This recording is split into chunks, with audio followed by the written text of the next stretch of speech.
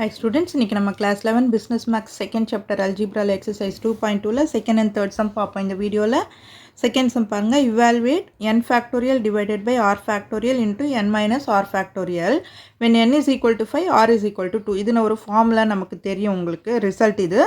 So நமக்கு known result இது. இதில் வந்து n வேல்யூவும் r வேல்யூவும் கொடுத்துட்டு இதோட evaluate பண்ண சொல்லியிருக்கிறாங்க. ஸோ என்ன கொடுத்துருக்காங்களோ அந்த n வேல்யூவும் r வேல்யூவும் சப்ஸ்டியூட் பண்ணுவோம். given n is equal to 5, r is equal to 2 இல்லையா அதை வந்து இங்கே சப்ஸ்டியூட் பண்ணுங்க.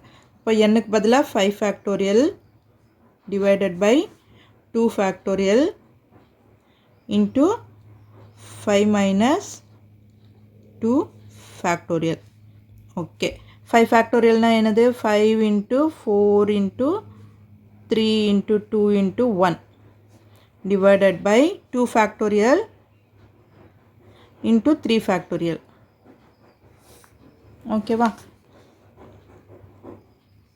இந்த 3 factorial உங்களுக்கு வந்து கேன்சல் ஆகிடும் பாருங்கள். 5 into 4 into 3 into 2 into 1 by 2 factorialனா 2 into 1, 3 factorialனா 3 into 2 into 1.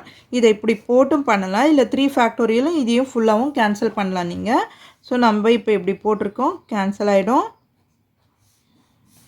அப்போ 5 4s are 20 divided by 2. So get cancelled 10.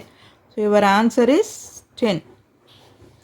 10 தான் இந்த சம்மோட third sum பாருங்க. if n plus 2 factorial is equal to 60 into n minus 1 factorial find n ன்னு கேட்டிருக்காங்க. ஓகேவா? என்ன கொடுத்துருக்காங்கன்றது எழுதிடலாம். n plus 2 factorial is equal to 60 into n minus 1 factorial கொடுத்துருக்காங்க. இதில் n கண்டுபிடிக்கணும் நம்ம. ஸோ இப்போ இதை எக்ஸ்பேண்ட் பண்ணுவோம் நம்ம. n plus 2 factorial எப்படி எக்ஸ்பேண்ட் பண்ணுவோம்? n plus 2 into n plus 1, அதாவது ஒன்று ஒன்றா கம்மி ஆகிட்டே போனோம் இல்லையா? So n plus 2 into n plus 1 into n கண்டிப்பாக போடணும், இதை மறந்துடாதீங்க. ஓகேவா? நடுவில் ஒன்று மைனஸ் பண்ணிங்கன்னா n வரும். அடுத்தது n minus 1 ஃபேக்டோரியல், இதுக்கப்புறம் போயிட்டே இருக்கும் இல்லையா? So n minus 1 factorial. இந்த பக்கம் இருக்கிறது அதே மாதிரி 60 into n minus 1 ஃபேக்டோரியல், இதுவும் போயிட்டே இருக்கும்.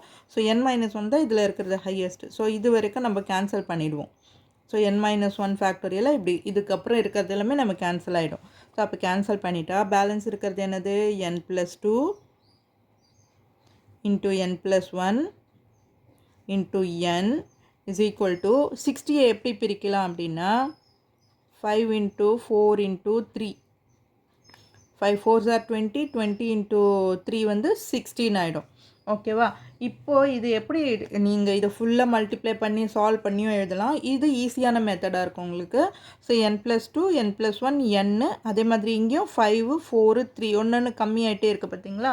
So both sides we consecutive product of integers. Both sides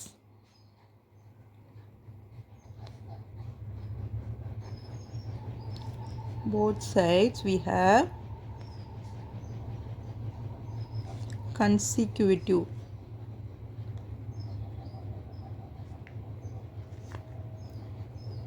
product of integers. So n is equal to 3ன்னு எடுத்துக்கலாம், நம்ம எது வேணால் எடுத்துக்கலாம். So n is equal to 3. அப்போ n plus 2 எடுத்திங்கன்னா என்ன வரும் பாருங்கள், இதையும் போட்டு பாருங்களேன். n plus 2 is equal to 5ன்னு எடுப்போம் இல்லையா? ஃபஸ்ட்டு இதை ஈக்குவேட் பண்ணுங்கள். n plus 2 is equal to 5. அப்போ n is equal to 5, இந்த 2 அந்த பக்கம் போச்சுன்னா -2ன்னு வரும். அப்போது உங்களுக்கு n is equal to 3 தான் ஆன்சர் வரும். ஸோ என்னோட வேல்யூ இஸ் ஈக்குவல் டு 3. கன்சிக்யூட்டிவாக இருக்கணும் இந்த பக்கமும். ஸோ அப்போ தான் நீங்கள் வந்து இந்த இது அப்ளை பண்ண முடியும். ஆர்எல்ஸ் இது வந்து மல்டிப்ளை பண்ணி சால்வ் பண்ணி குவாட்ரேட்டிக் ஈக்குவேஷன் மாதிரி சால்வ் பண்ணி நம்ம போடுற மாதிரி இருக்கும். ஸோ என்னோட வேல்யூ கண்டுபிடிக்க சொல்லியிருக்காங்க. n is equal to 3ன்னு நம்ம கண்டுபிடிச்சாச்சு. ஸோ இந்த வீடியோ உங்களுக்கு யூஸ்ஃபுல்லாக இருந்ததுன்னா சப்ஸ்கிரைப் பண்ணுங்கள். மறக்காமல் உங்கள் ஃப்ரெண்ட்ஸோடவும் ஷேர் பண்ணிவிட்டு பாருங்கள் ஸ்டூடெண்ட்ஸ். தேங்க்யூ.